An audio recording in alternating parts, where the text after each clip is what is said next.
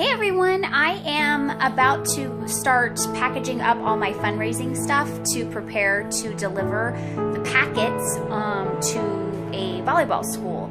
So I'm going to show you just the different steps I make. So the first step I do is I make sure I order plenty of order forms. I generally put about 10 in each packet, and then I leave a packet, like a whole stack of 100 with the coach or organization, whoever is doing the fundraiser. So in case people run out, which we hope they do, they will have extras. At the meeting of when I'm passing them out, I let them know that they'll be with the coach or the organization so they can get more, or I suggest for them to simply just copy the front page, and then I can make copies myself for my own, sorry, my hair's driving me crazy, for my own purposes for records and stuff. So I also purchased a stamp that I just stamped the back page, and at the meeting I let them know to please give the customer this copy because people don't tend to read, and so I make sure that they're aware. The next step that I will make is I am going to highlight. Now this takes time, guys. You don't have to do this, but I've noticed that when I do it, I get more information back. And remember that a fundraiser is for you to not only help give that back and donate some funds for a cause, but for your business purposes, you're gaining new leads, new clients that you wouldn't have had before. So if you don't have their proper information, it's going to be very hard for you to follow up to make sure that their products are doing well. We always assume that they're going to get their orders, know how to use it, and use it immediately. Well, I found in my experience and through many other people's experiences is that if we don't follow up, sometimes they don't use the product. And I actually just followed up with a client the other day who I dropped off her product 3 days ago, and she's like, I haven't even opened it up yet. I've been so busy. Thanks for the reminder. So that's just one reason why we want to follow up. Another is their light bulbs working okay? Maybe their fragrances they don't like it the way they thought they would because they're not really smelling anything with the fundraiser, because unless you've got an insane amount of testers to pass out, I don't suggest you pass out testers for fundraisers. It's just way too much. I will put a rub and sniff on the packet on the outside just so there's something to smell. Usually the scent of the month I will do so they know what that smells like, and that helps. But this is what I do. I will highlight this so they know that I need it. And at the meeting, I let the students or whoever's going to be passing the packets out.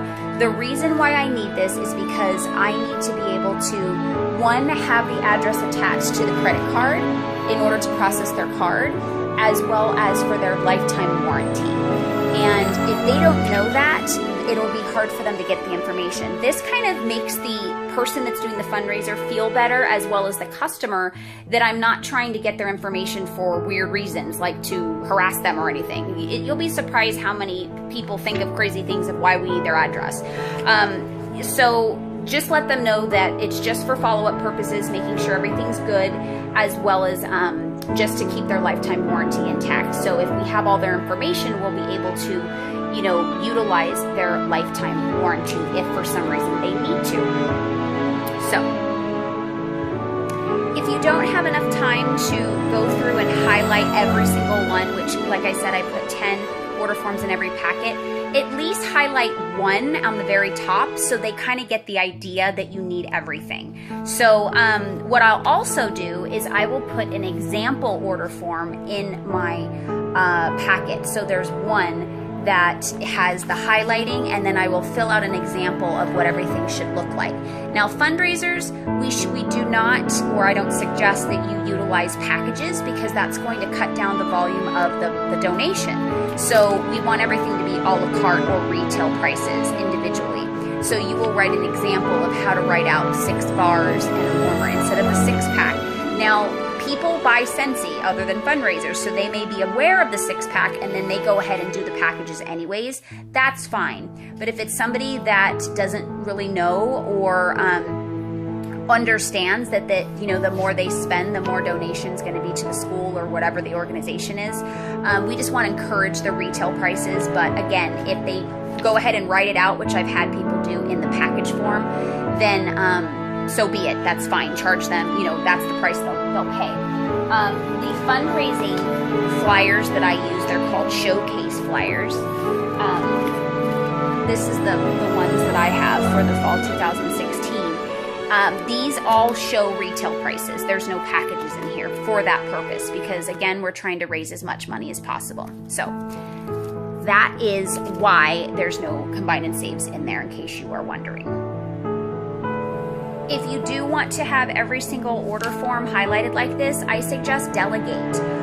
My family and I, when I need if I have a lot of work, especially with fundraisers, I will have one person do all the highlighting, one person do all of the stamping, one person do all the labeling, another does the packaging of the envelopes, and so we all kind of just help out and work together, and it goes a lot faster. And so during a fundraiser, I think it's a good opportunity to teach your family about what you're actually doing for your community, that you're helping them. And, the more you accurately do your fundraiser, the more you will be able to get back and then be able to give back. So if your, family's kind of struggling of why they have to help, explain that. Say, you know what? One, the faster this gets done, the more time I get with you. And two, the better result we have, the better donation result we have for this community fundraiser or whatever we're doing. So that's my suggestion to you. And it can be a good family time. Maybe you all get together and you do that and you start talking about how your week was.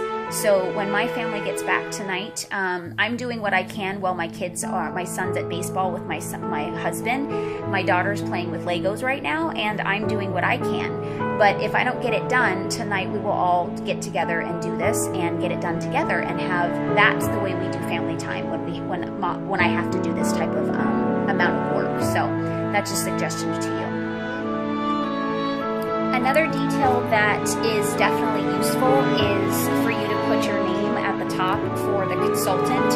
I know that we think that that's a minor detail and that everybody knows who the consultant is, but you have to think about this. The more they see your name visually, the more they grind it in their head that you're their consultant. And so when they think, where did you get that? Who's your consultant's name? They've seen it visually a ton of times on the envelopes, on the flyer, on the order forms, that they grind it in their head that you are their consultant.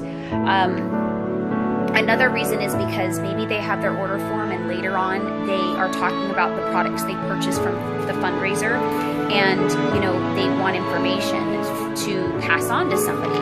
So you have your name on there several times, so that's important. It's so important to make sure that you ask or do this yourself. It just depends on your timing. But ask the people that are doing the packets to write the name of the child. If this is like a student, like I'm doing a volleyball team, so the student, and then what the actual organization is. So I would do the student's name, and then I would put Durango HS for high school, so I know. And then, of course, the date. Now, you think, oh, I'm going to remember that, but I promise you, when you start doing fundraisers left and right and years go by, you're going to need to know which fundraiser they were attached to. So the more details you give yourself, the more you will be very happy, and your business will be able to run a lot more effectively. So just know if this is your first fundraiser and you don't have a lot of time and you don't get to all these details, it's a learning experience, and as time goes by, you add more, you make it more detailed. When I did my first fundraiser, I didn't do all these details. It was still fairly successful, but I will say the more detailed I've gotten over the years, the more successful it is. So again, don't beat yourself up, but if you can do more details, it'll be more effective for you. The only reason why I don't suggest that you put the organization and the student on yourself, well, one, you don't know what packet's going to go to one when you're basically preparing everything, but 2, if the order forms don't get used, you can reuse them again. So just ask the people to please do that for you.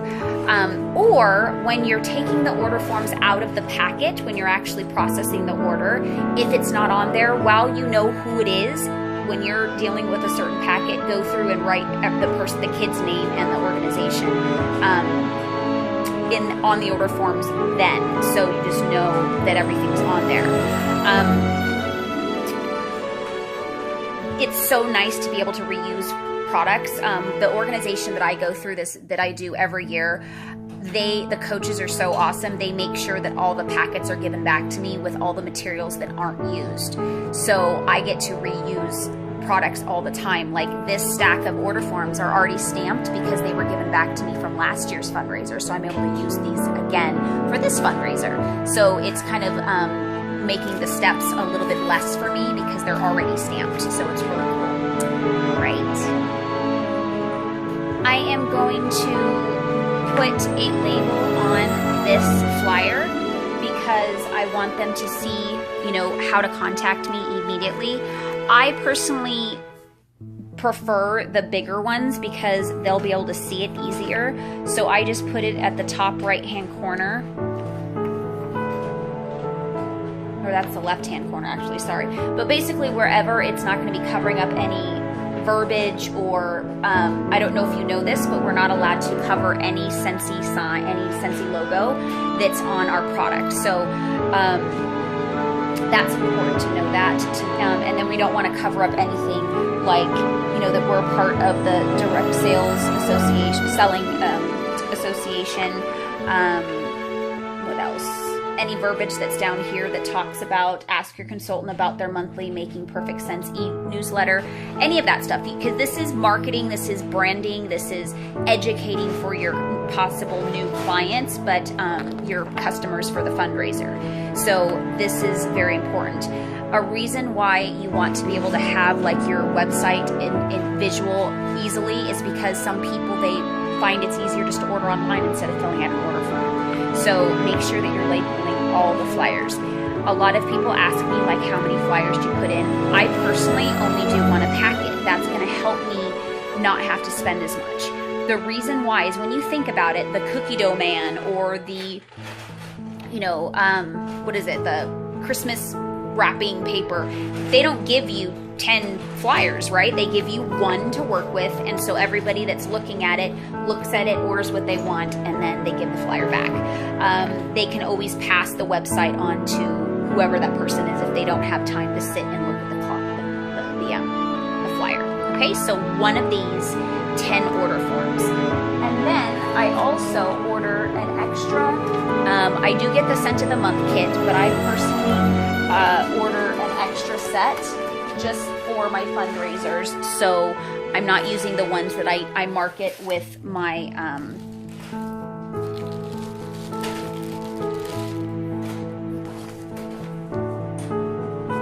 my regular, what is it? Well, I thought they were in here, but the warmer of the month flyers. So I just realized that it's a different box. I'll have to go get that. But whatever your warmer of the month flyer is, I would do that because that's 10% off, and you want to show what's available. That's really the only thing that I market that's on sale because I want them to know that it's available. And whatever season you're in, if it's a specific season, that's a really good thing to show because they may be more inclined to purchase if it's something that's more festive-y. I always do this specific fundraiser during the fall season, the beginning, and then my second one for the school because I do the men's and the women's volleyball team. The men's team's always more towards Christmas, so I give any, holiday stuff. I do add the Harvest Collection flyer because this is all stuff that's available for this season. So I do one Harvest Collection flyer in each packet. I also, what I personally do is, where are they at? I don't think I brought them down.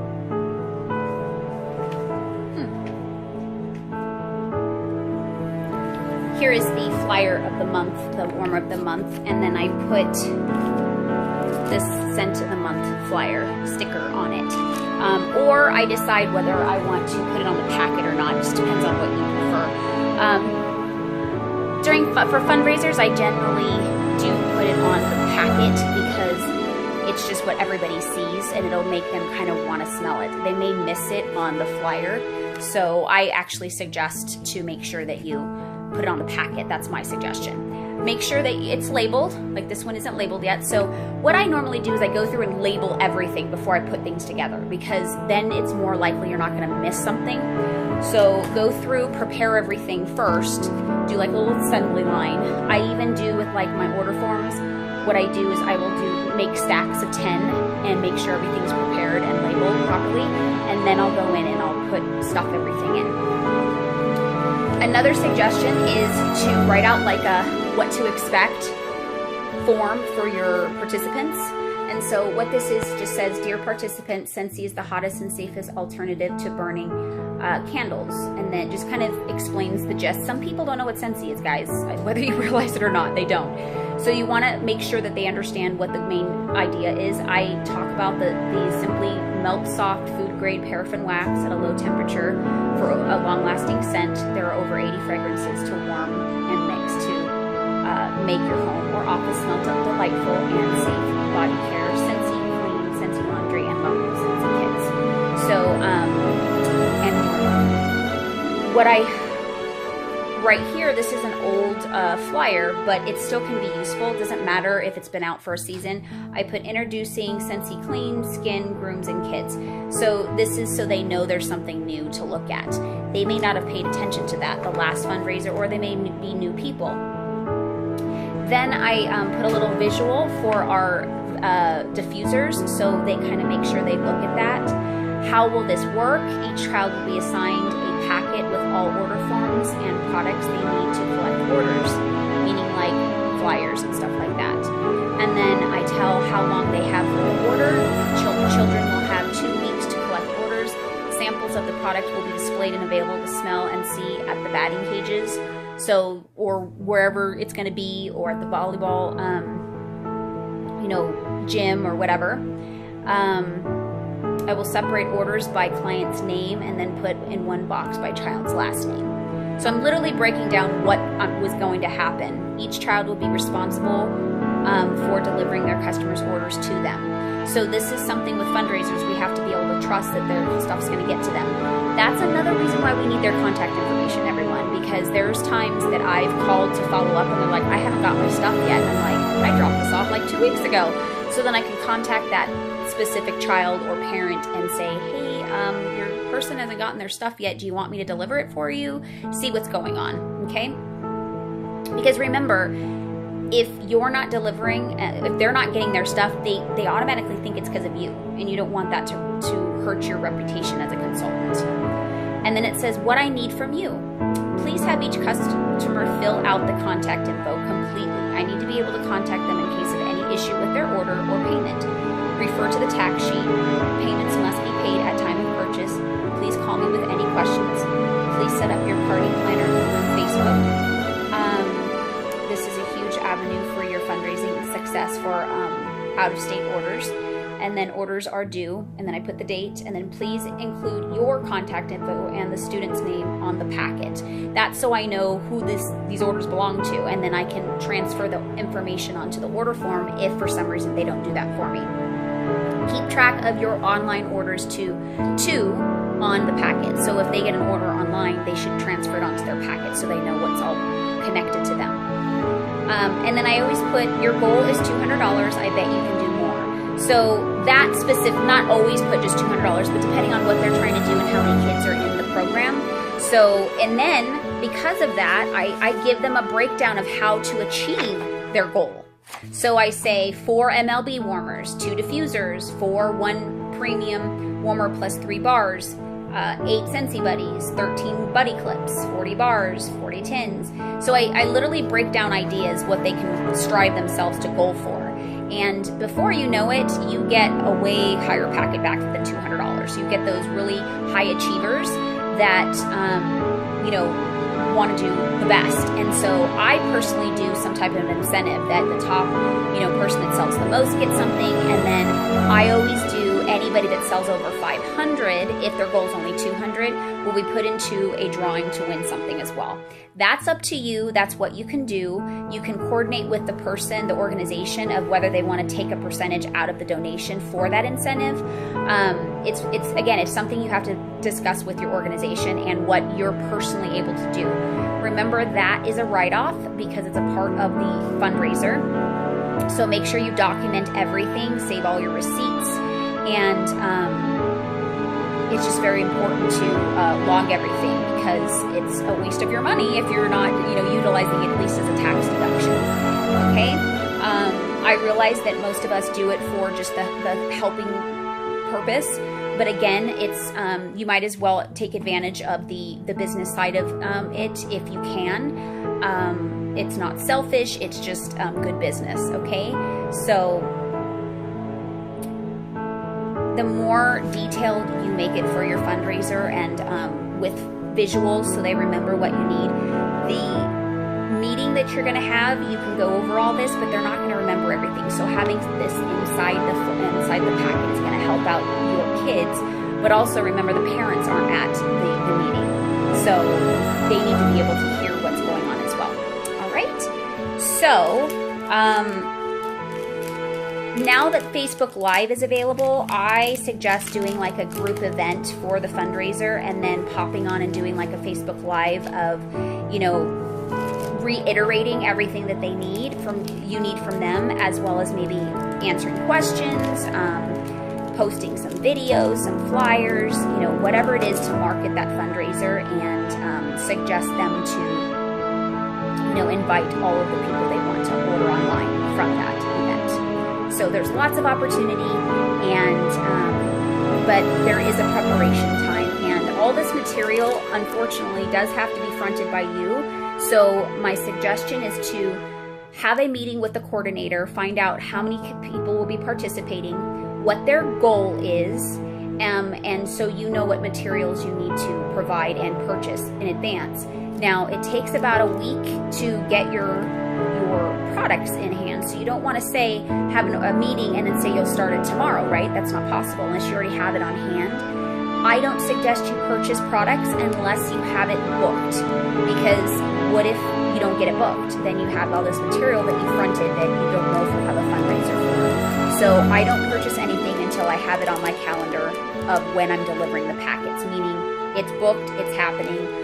Okay, now I'm going to order my supplies, and document, again, print out all your family store orders for your supplies so you can connect it to the fundraiser and put it in like the fundraiser folder for you, so you know how much you spent on it and everything. There is going to be a different video as far as your proposal of how things are broken down. This is basically just for preparation for it, okay? And I will think about if there's anything else I want to talk to you about. Okay, so the fundraising packets, make sure that you put your name. I know it's twice, but you want to make sure it's very clear that you put your name of who the consultant's name is, as well as make your checks payable to. Okay, now with that being said, if you're a part of an organization that's a non-profit organization that you're doing a fundraiser to, you would want them to write the check out to them, and then they cut you a check. It's a lot easier that way, and that's how they're going to be able to utilize their nonprofit tax deduction.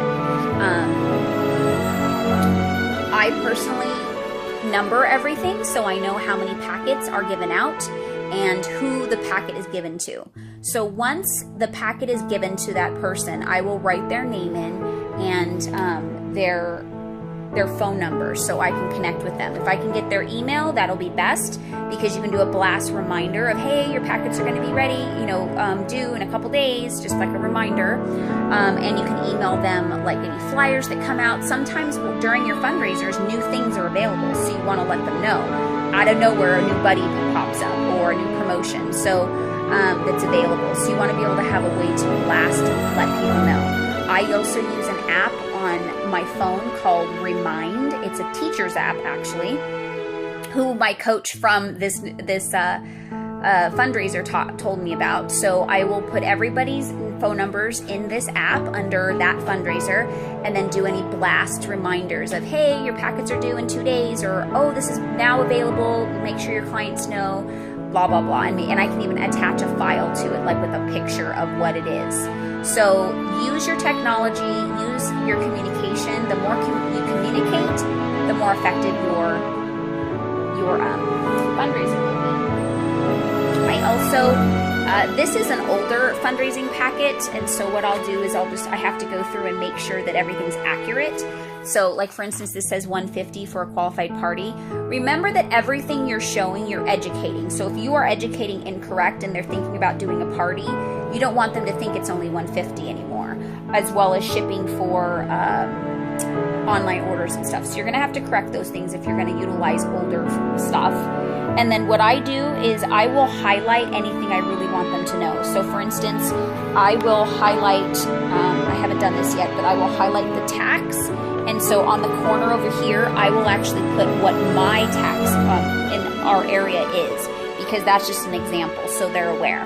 I also print out a tax cheat sheet from Excel, and I just basically, it says what the price is starting from $1 all the way up to our highest priced item, and what the tax would be on that. So, or you know, what the total would be if they spent $10 or whatever. That's just an idea that not everybody's gonna total up to the same numbers that you have, because hopefully they're gonna be buying more than one item, but at least they know what the tax is to calculate. That's very important. Another reason why you want contact information that's so vital, and you need to verbalize this to your people that are participating and your coordinator, that things may go out of stock, especially during the holidays. So you need contact information. So if somebody orders something that's no longer available, you can contact them and let them know, and then see if they want to order something different. So it's so important to get their contact information. Verbally explain this to people, because they don't understand how important it is for you to do your job the best and most effectively. So if you communicate these specific purposes, it's more likely they'll go out of their way for you to get that contact information. Okay? I even tease them like, well, if you don't give it to me, I'm going to be bugging you to contact those people, so I can go straight to the source, or I can be bugging you at 9 o'clock at night asking what their information is or whatever. So, and they kind of laugh, and when you make people laugh, it makes them remember what you laughed about.